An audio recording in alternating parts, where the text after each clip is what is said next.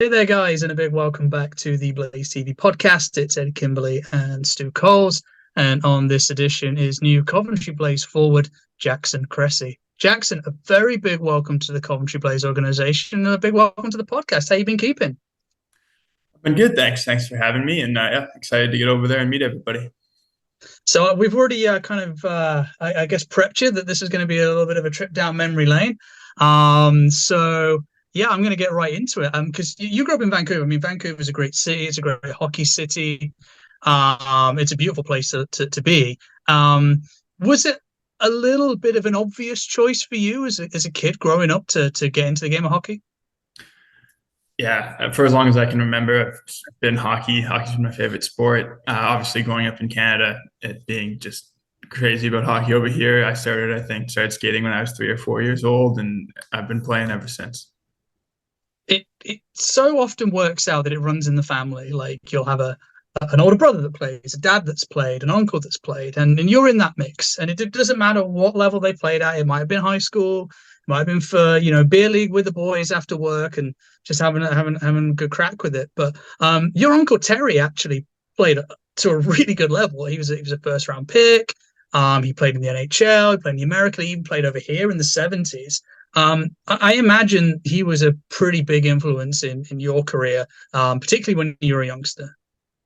Yeah, I actually think he might have given me my first hockey stick way back when. I think I got one of those old wooden flat blades that he gave me from forever ago. But I remember, yeah, going over to my cousin's place and his place and playing around with my cousin Kevin, who also played professional hockey for a bit over in Europe. And I was just amazed by all of it. Obviously, Terry saw some of his old like goalie masks from way back when, which are, I mean, it's crazy that people used to wear those and try to stop these rubber pucks flying at them. But yeah, they were definitely kind of role models for me as I was growing up.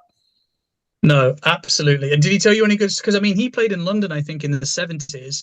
I wasn't around, funnily enough, in the 1970s. And actually, I don't know a lot about the game in this country way back then. Did he give you any stories about being over here and having a good time in the capital? Actually, I'm not sure. Well, not off the top of my head. At least I'll have to ask him for a few when I see him next. That would be very interesting. But yeah, so I don't have any right now. No, you're all good. You're all good. That was more of a curiosity for me than anything else. And who doesn't love a good story, eh? But look, I'm not going to like go through your first pair of skates and whatever, but I'm going to jump to your under 18s. Because you were playing with Coquitlam, which is pretty close to home, really, for you, just across the city there. In 2012, 2013, you won the AAA U18 title there. That's pretty good going. That's a good level of hockey there in Western Canada. What was that year like? And I guess was it quite important to you in terms of your development and in your career? Yeah, I think I learned a lot that year. It was my first year playing junior hockey.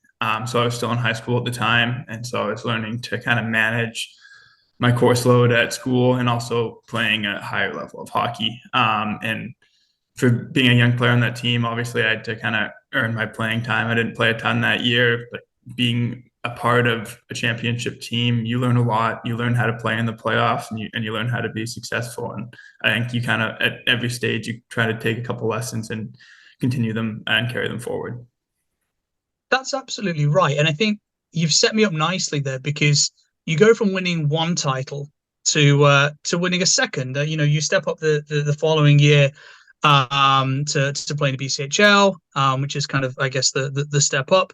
Again with Coquitlam, you sweep Vernon, who were a good team that year in the final, to take the Fred Page Cup. Tell us about that year and tell us about that run as a group. Yeah, it was a pretty special year. We weren't necessarily the best team in the regular season, but we kind of seemed to find our groove kind of into the playoffs, kind of into February and then March and the playoffs. And it was special. I mean, anytime you're winning hockey games, hockey's a lot of fun. Everyone's supporting each other. I mean, those were the best times.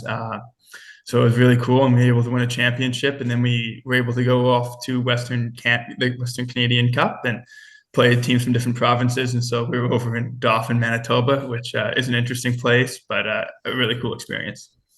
I was actually going to ask you about that also because I think you ran into Yorkton who were really really good, and that was kind of ultimately that stumbling block for Coquitlam. But do you remember playing against those guys? Because there were two defensemen on that team that ended up in the Coventry Blaze. In Brady Norris's twin also played on that team, I think, in Chase, and another guy, another Saskia boy called Tanner Lashinsky. And I think it's safe to say, Blaze fans will probably agree with me here. They were tough old boys when they played over here in Coventry.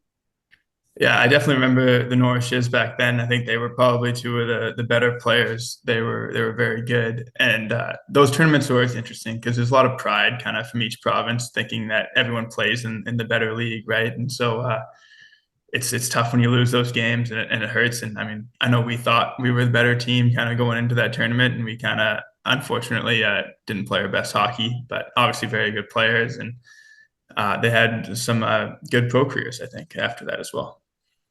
Yeah, they did. I think maybe Chase played 1 year. Tanner played a couple of years. He was in Tulsa and then here. Brady was there for 2 years. He was in Nottingham for a year.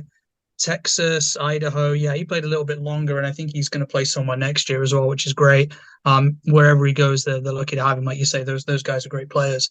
Um, the other thing that I'm also kind of curious about, that was your first year in the BCHL. So, firstly, from going and playing, like you say, high school hockey U18s to that, what is that step up like in terms of, I don't know, speed, the level of hockey, just the whole experience?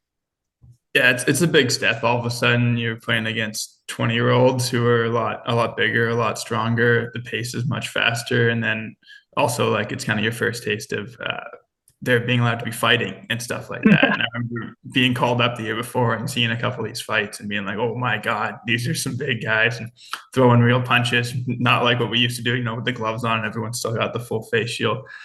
Um, but yeah, it's a lot tougher, but you just kind of, it takes a little bit to get used to, but you get acclimated and then you just try to do whatever you can.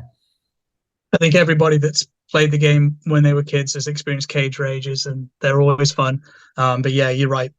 No matter whether it's, I don't know, like going into the Ontario League maybe as a 16, 17-year-old playing against overage players, going into the NCAA playing against, guys that are going to graduate that year.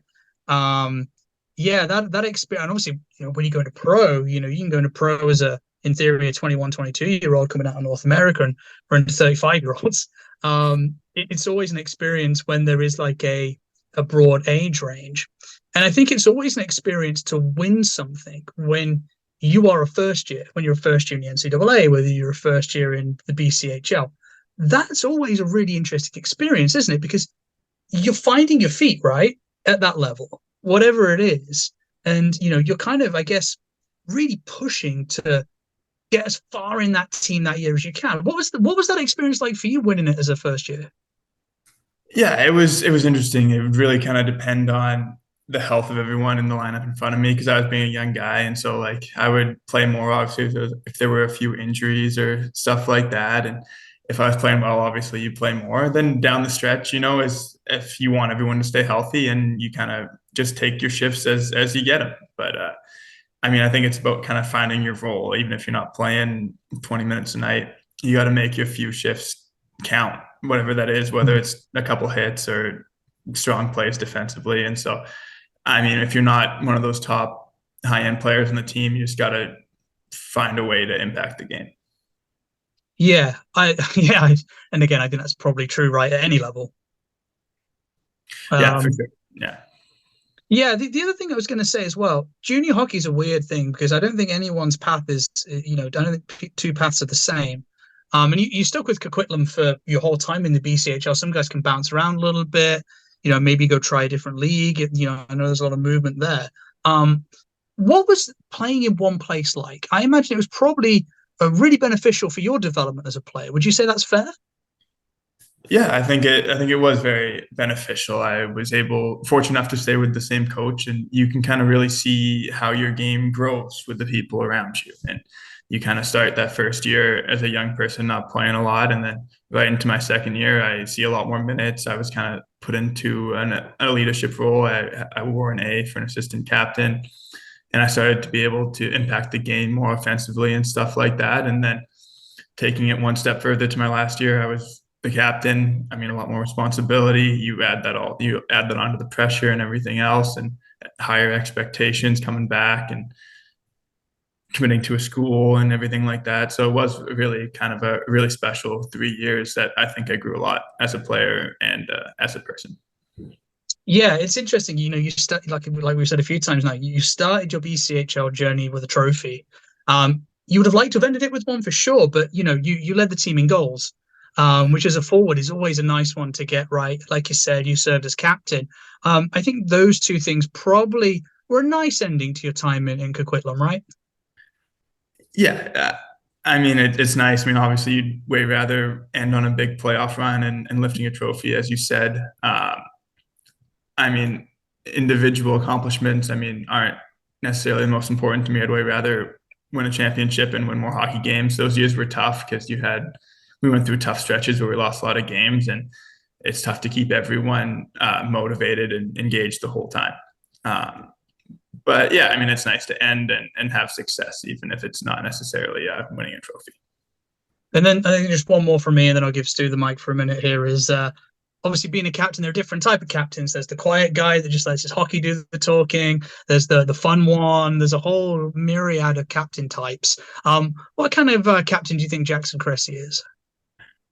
I think I tried to, I think back then I was a little bit tougher. I tried to keep the guys engaged, and I expected a lot out of each individual player and their determination on and off the ice. I think as I've grown and been captains at different levels, I'm kind of more keeping everyone in a good mood.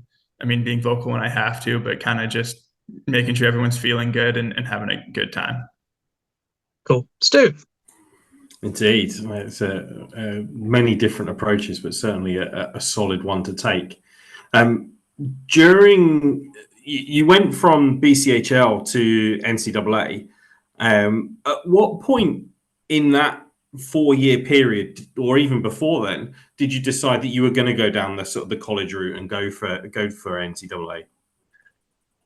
I think it was always a goal of mine to go NCAA. Over here, you kind of have the two routes you can go for junior hockey. You can go play in the CHL, which is like the WHL, OHL, QMJHL, but then you lose, or you lose at least your NCAA eligibility. And while I was here, I kind of made the decision I wanted to try to go to the NCAA. My best friend's older brother, Alex Kerfoot, was committed to Harvard, so that sounded pretty amazing to me. And it just kind of seemed like the better route. I knew I wasn't one of the top players of my age, and so I kind of seemed like it would have given me more time to develop if I ever wanted to continue with hockey after school. And the whole college in the U.S., I mean, looked amazing. All the schools are very good athletically, academically, and it just kind of seemed like the better path for me to take. Absolutely. And with that many choices that you potentially had with NCAA Div 1 schools, you end up at Princeton. It maybe is a silly question, but why did you choose Princeton? Yeah, actually, I didn't have that many opportunities or that many offers. I didn't have any until going into that third year of junior hockey, and then I had a strong start, and then the offers kind of started to come in, and I went on official visits to a couple schools, very good hockey schools, and then I started talking to Princeton, and I think Princeton, I mean, obviously it stands out as an Ivy League school. And I just didn't really think I could pass up an opportunity like that with the amazing academics they have. And their hockey program was getting better, and I knew I could go there and really have a shot to play college hockey, which can be tough. If you go to one of these top-end hockey schools, obviously there's more players and the competition's great. And I figured if I went here, I'd get an amazing opportunity to play hockey in college hockey, which was the dream. And then also being such a rigorous academic school, it kind of prepared me better for after hockey as well. Yeah, keeping the mind on the academics. And as I have to do with everyone, I have to ask what your major was in. Yeah, my major was operations research and financial engineering. Which is actually a subject I know a little bit about. So maybe there's a conversation to be had, but not right now. when you joined Princeton that first rookie year, you led the team in assists. Do you feel that you had a really solid start that year? Yeah, it was a really fun year. The coaches put a lot of trust in me right away. And so they gave me great opportunities. And we were fortunate to have a really strong power play. So coming in as a freshman and being on the top power play unit obviously helped a lot. And playing with really good players makes that a heck of a lot easier. Yeah. And that year, you were roughly about 500 in the ECAC. What was the step up again like going from BCHL to that sort of college level in the ECAC? Yeah, I think that was a big jump. It was a lot faster, and the BCHL isn't necessarily the most structured league. And then when I took the jump to college, it's extremely structured. All the teams have forechecks, neutral zone forechecks, and are very tight. And ECAC is extremely tight checking. We're on smaller rinks. I mean, some of the colleges have the bigger Olympic sheets. We're obviously a lot more remote there, but the ECAC is really tight. Really, I think it's almost always the lowest scoring league in the NCAA, and so it's tough hockey. And that you move on to the 2017-18 year in Princeton, and that was a big year for Princeton. ECAC champions, Whitelaw Cup, ranked 15 in the nation. What was that cup run like? You ended up beating a pretty decent Clarkson team in the final, but you have to go quite a few teams to get there. Yeah, that was a really special run. We really just kind of came together as a group after Christmas, I think. I think we kind of had a slow start. We held a couple players only meeting, and I'll give a lot of credit to our captains at that time, Eric Robinson and Joe Grabowski, and we kind of just really came together and started winning a lot of hockey games. I think we even finished maybe 7th that year in the regular season. I think we had to beat 1, 2, and 3 to make it all the way. And it was a really special run, and it just kind of was one of those feelings like we're just not going to lose. And it just kind of was, even with Clarkson tying up the game in the final, I think with like 2 seconds left, I think, where the puck went off me to tie it up, unfortunately. But like even going into OT, we were all still pretty confident that we were going to come away with a win. And come away with the win. And a little bit of internet research, we were able to find the championship winning team photo of you guys all there with the cup, and tucked away in the corner is a certain Kevin Moore, who was involved in that team as well as one of the assistant coaches and volunteers at that time. What do you remember of Kevin Moore at that age in Princeton? Yeah, that was a while ago now, but I just remember Kevin being extremely dedicated to his work. He was always ready to go. Just a great person, just really cared, and was just willing to do anything coaches asked from him, players needed from him. He was always around and willing to work, and I loved his attitude, and I'm excited to start working with him again. I suspect that question might come up a little bit later on, but if we stay focused on the sort of the college side for just one more moment, you ended up getting an invite to the national tournament, which in NCAA terms is pretty big, right? You get to the regional semis, but you meet a pretty strong team in Ohio State, and end up going out. But what's it like to just make the tournament, and how are those sort of regional? What's it like to be part of that regional group? Yeah, I think that was kind of a big step up for us to get up to the national stage. And so, yeah, obviously winning the ECAC, we automatically get a bid into the tournament. And so we came in as one of the lower seeds because our season wasn't the strongest. And so Ohio State was a very, very good team that year. And we came in, and I mean, everyone was ready to go, but it just kind of felt from the start that they were a little just better prepared. They were ready a little bit. They were definitely bigger than us. And you know what, we fought hard, but it just wasn't our night. They were definitely the better team, unfortunately, but it was really cool being on that stage. We were playing in I think a 12, 13, 14,000 seat arena, which was kind of a big step up. We were staying in, it was in Lehigh Valley, and amazing rink and facilities. And it was like, oh boy, here we go. Now it's our time. But it wasn't meant to be. Is that the rink where the AHL team play now? Yeah, that's where the Lehigh Valley Phantoms Yeah. play, and they got the whole like kitchen for the private chef and all that, and something a little different than what we were used to back at school. Yeah, it's like you say, it's a little different, but a great experience nonetheless. Was that kind of the? Was there a lot of guys on that Princeton side that were getting towards the end of their time? Was it sort of like the culmination of a group? Yes, you've still got a little bit of time at Princeton to run, but were a lot of guys kind of graduating and moving on at that point? Yeah, I think we lost. We lost some very good players that year. We lost a few really good defensemen, and we lost a couple forwards. We lost Eric Robinson, who was obviously very good, our captain, who's now playing in the NHL. We had another guy who would just score goals somehow, just no matter what. He wasn't necessarily the best hockey player, but he somehow everything he shot went in the net. And a couple of key pieces, and unfortunately, we just couldn't really. We didn't have the same success over the rest of my college career. Yeah, and you say you yourself were very consistent individually over the remainder of that time, but it did seem that maybe there was a kind of like a gap after those couple of years where you were a little bit off the sort of the postseason events.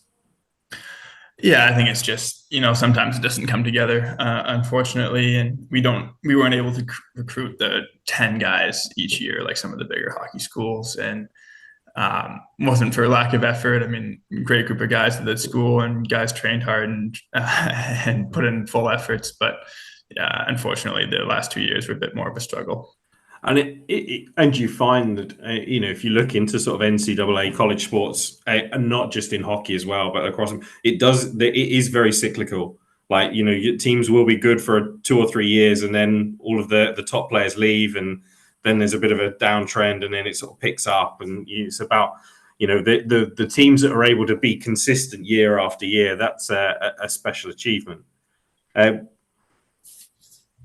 You on that final year again, you led the team in points. You mentioned earlier that individual honors aren't necessarily as important, but does it give you sort of like again that sort of stake in the ground to know, yeah, I'm a good player at this level, I can produce, this is where I'm at, and sort of put yourself in the shop window for the pro game?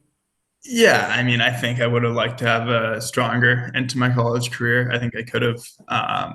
I don't know if things just weren't going in for me, or just kind of a lack of chemistry built with line mates and teammates.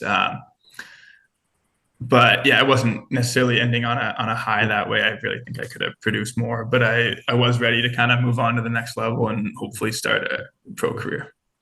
And just as a last one from me, that last year that you had in Princeton, somebody else, their first year was Nick Seitz, and you're also going to be reunited again here in Coventry. So what do you remember about Nick in that short time that you were playing together? Yeah, obviously, played with Nick for a year. I didn't know him that well, I would say, but I mean, what I remember about Nick is really nice guy, worked his bag off, was always the hardest worker on the ice, and I think his energy and his feistiness, basically, and he'll be a nice asset to the team. That has been, I think, one of the most common themes when we've been talking to players over the course of this summer. The guys who've known each other, everyone says they work hard, and that seems to be a key part of the recruitment this year. Is that there is hard work is kind of front and central to everybody's makeup. But we're going to hit the pro game, so I'll move back to Ed now. Yeah, because the one thing that with Princeton's season ending when it did, COVID affecting the hockey, I think, was diluted a little bit, Jax, if I've got that right. I mean, it affected a lot of teams that got to the national tournament and whatever. But I think when Princeton were out, that's when it kind of started to ramp up. Is that about right chronologically? That year in 2020, the playoffs? Yeah. We weren't out, so we had just won the first round. And so we were about to go play the number 1 seed, I think, was Cornell. So we were about to head up to Cornell for the weekend. And that's kind of when everything picked up, and then everything got canceled. And fine. Fair enough. Yeah, continued from there. Yeah, no, that's fine. Because, I mean, I was just going to talk about 2020-21. because that was your first pro year. And oh boy, I think it's safe to say that the hockey world was very disrupted at that point. And you managed to find some ice time in Sweden, in Tyringe, which I probably pronounced horrifically, which isn't a town that comes up too often. But how did that move come about, and how important was it to actually find a place to play? Yeah, so that would, I mean, obviously an interesting year for everyone all over the world. But for me, it was slow, and I was originally signed to play in the East Coast Hockey Mhm. League, and then the team I was signed with, Reading, decided not to play that season, and I was looking at a few different offers from other East Coast teams and trying to decide where the best place for me was. I was under the assumption that I don't think the East Coast was going to continue with all the cases continuing. Even though it was mostly in the South, I didn't think the hockey season would continue down there. And so I started looking overseas just to kind of stay in game shape as much as I could, not go a whole year without playing any hockey games. And so opportunity came up to go over to Sweden, and I'm not going to pronounce the town name because I think you said it better than I ever learned how to say it. But it was a cool experience. I was living in a really small town in Sweden. Um, and so it was very new for me, first pro experience. Uh, but it was good. It was fun, great group of guys. And it wasn't necessarily the best end for us, but it was just cool to see the pro game. And learn a kind of different culture and live in a different country. For sure. I mean, Etan's quite a fun level of hockey as well. He's very good. But compared to other leagues in Sweden, like the Allsvenskan, the tier above, and certainly the SHL, it's a little bit more open. So, you have a little bit more fun for the fans. I think, and maybe also players. What was the effect of COVID on the hockey? You see some of the guys that play in NCAA at that time when they got going that year were having to play with face masks on under their cage. I think they were having to, live very shelteredly in bubbles. We had a bit of experience of it over here. What was it like in Sweden? I guess it was a little bit strange. Yeah, it was strange. I mean, I kind of went to Sweden because they were still very open at that time. And Mhm. so I kind of thought the hockey would continue. So we didn't have anything special, really. We had to wear masks and we were testing a lot. So we had a couple kind of slowdowns. But I think the weirdest part for me is that we were only allowed 5 fans Yep. in the building for the games. So we had 5 very loud fans, but still it was just 5 people. They were very passionate, but it was strange because kind of the first pro hockey, and you kind of expect some crazy crowds and stuff like that, and it kind of felt more like minor hockey all over again. Yeah. But that was Sweden was still pretty open, and so we were still allowed to have everyone in the dressing rooms and train and stuff like that. So I was Yeah. fortunate that way.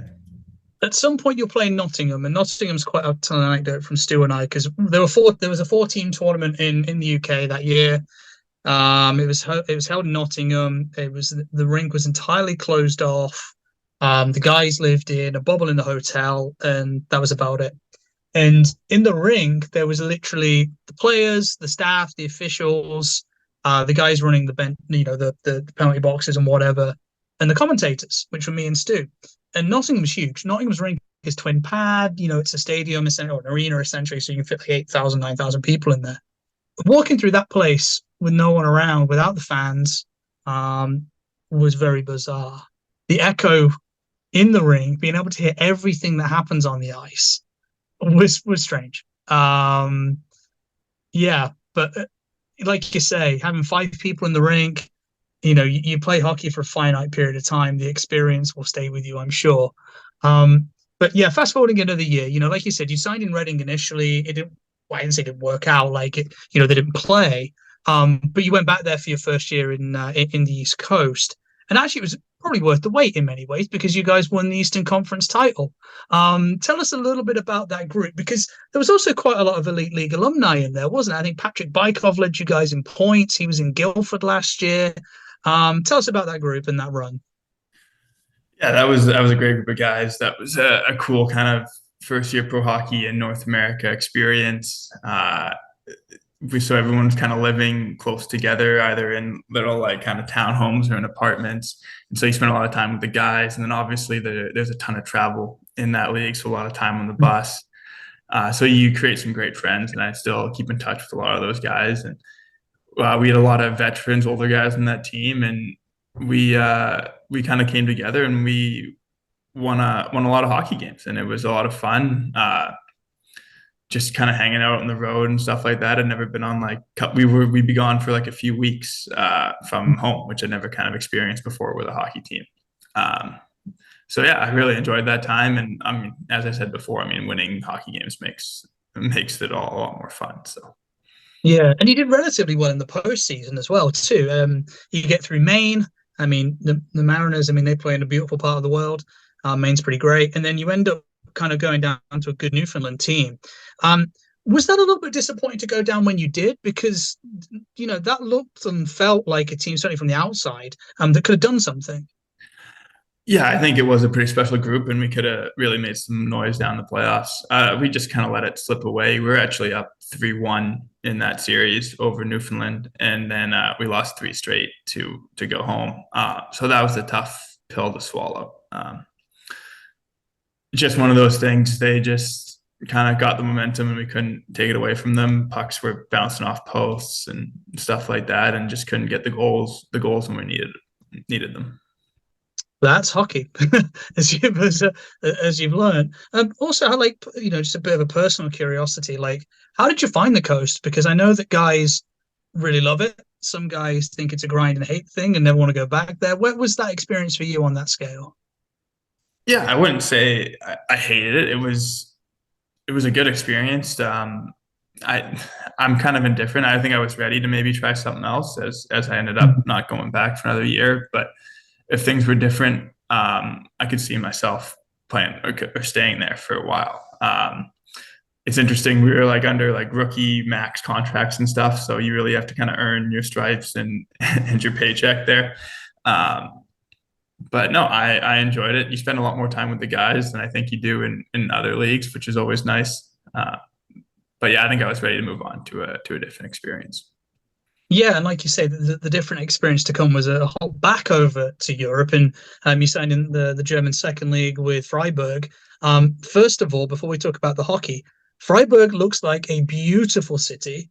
What was your experience there like, just in terms of living? Yeah, beautiful city. Right in the Black Forest over there.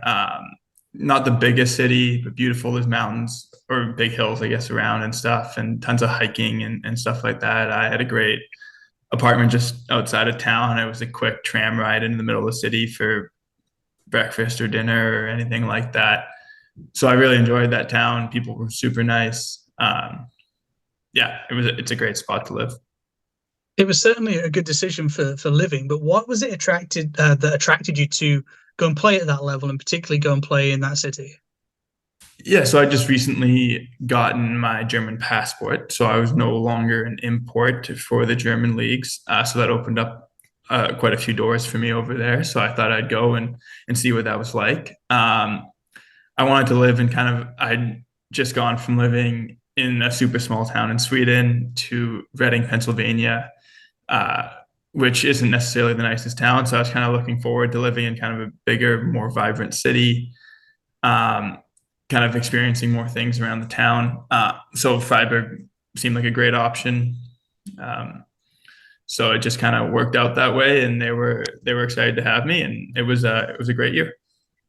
Yeah, I mean, you ended up second in goals. The team had a kind of a mid-table finish. What are your overall takeaways after that year? Yeah, I think it took me a while to get adjusted to maybe the German style of game and the bigger ice sheet. But it was good. I kind of really felt like I got stronger as the season went on, and I started to play more and more. Yeah, I mean, obviously, it's always nice to kind of go further in playoffs. I don't think we could have. We had some very strong players. But my takeaway is that I could really, I think, be successful at that level. And I think I was able to kind of take that into the following year. Yeah, that was so to Beitgeheim, and a bittersweet year, if I could put words in your mouth, because you have a career year for your pro and your college time, excluding the BCHL. But you guys end up getting relegated, so that must be really interesting to look back on, actually. Yeah, it was really tough. I still don't think our team was that bad. I think we had a pretty good team and a great group of guys. We were just really unfortunate all year with injuries and everything else. And then we really tried to get ourselves ready for the playdowns. But they had just changed the format in the playoffs for the Del 2, where for the first round for the first round of set or best of 7, we started down 2 games. So they had a 2-0 series lead in the first round. And in the second round, we started down 1 game. So we were really starting behind the 8 ball in both series, which made it even tougher. And unfortunately, we just couldn't get the job done. And it's tough because you really feel like you let teammates, the team, and like the whole city really down because they have to move down a league, and it's tough because people lose jobs and stuff. And so it really hit us hard. And I mean, I think we all put in our all and really, did whatever we could, but it just wasn't enough. Yeah, I guess relegation's something that, it's somewhat unique, I guess, to the European game. And, you've obviously played in playoffs where, oh my God, we can win a title. But you've got the other way, like, oh my God, we're fighting for our lives here, essentially, like in terms of this club staying at this level. Are they similar in terms of their intensity, but obviously with different end goals? Yeah, I mean, obviously both are very intense. I would almost say that the playdowns are a little crazier because there is almost more on the line. I think. And so when these teams, it's their whole kind of like livelihood and gets the fans engaged way more and have all the management group and everything like that. So there really is a ton of pressure on the players when you go into these scenarios and you want to win so bad. Yeah, yeah. Well, I mean, obviously we have it in football, in the national sport here, you can get relegation, but I think it's something that's, again, like, we talk about experiences a lot with guys that are coming over and playing in Europe, like enjoy those experiences, get as many of them as you can. And playing in relegation hockey is, again, something that you can put in the memory bank and look back on. I was going to ask off script a little bit here. You mentioned you had a German passport going into your first year in Freiburg, so presumably that's through one of the sides of the family. Yeah, my mother's father, my grandfather, was German, and then he came to Canada before he had my mother. But yeah, so that's how I got my German passport. Yeah, no, that's fine. I mean, obviously, because some guys can get eligibility to play for the national team over here for playing a couple of years here. Obviously, you played a couple of years in Germany, so I didn't know which way around it was. So no, that's really interesting too. And having that German passport, like you say, opened up some doors. You played some good hockey both in Freiburg and Bleichheim. But you've decided actually to leave Germany, and you've decided to come to the UK and to the Coventry Blaze, which I guess brings us up to present day. So why did you make that decision? Yeah, actually, I was just trying to make that decision this summer and where I wanted to play. And honestly, I was kind of thinking about that I was going back to Germany. And then Kevin Moore gave me a call and said, "Hey, like, what are you thinking?" And I was like, "Oh, I don't know. I'm just kind of weighing options right now, looking at different contracts." And he said, "Would you consider coming to Coventry in England?" And I would just said I hadn't really given it much thought. And so over the next kind of couple of weeks, we kept talking, and he really kind of sold me on the idea. And I'm very happy now that I've signed, and I'm very excited to get to England and kind of get this season rolling. Because it's very much a new era for the Blaze. The previous coach we had has moved on to Nottingham, actually, which are geographically our closest rivals. He was here for, I think, 8 years. So it's very much, like I say, a new era. Is that something that's kind of exciting to be a part of? When you're growing a program, it's really exciting to kind of be a part of it because you can kind of steer it and kind of put your own kind of ideas in and see how they go and try and grow it any way you can. And I think it's a very exciting new era. I have a lot of trust in Kevin, and I think he's going to bring the right guys in to have the proper team. And I think we'll be very competitive. And so it's an exciting group to be a part of.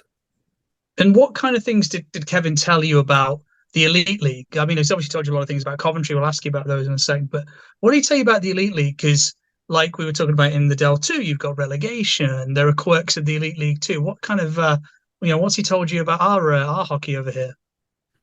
Yeah, he said it's been very competitive. It's getting better every year. Obviously, there's a lot of North Americans in the league, So it's kind of a similar to a North American style game over here.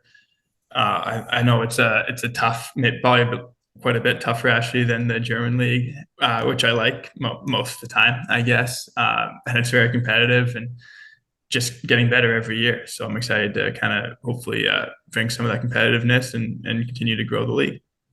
Yeah, and obviously you have to ultimately make that decision that this is going to be the place that you hang your hat for the year. So what was it about Coventry that made you think, yeah, that's the place for me. I'm gonna go do that.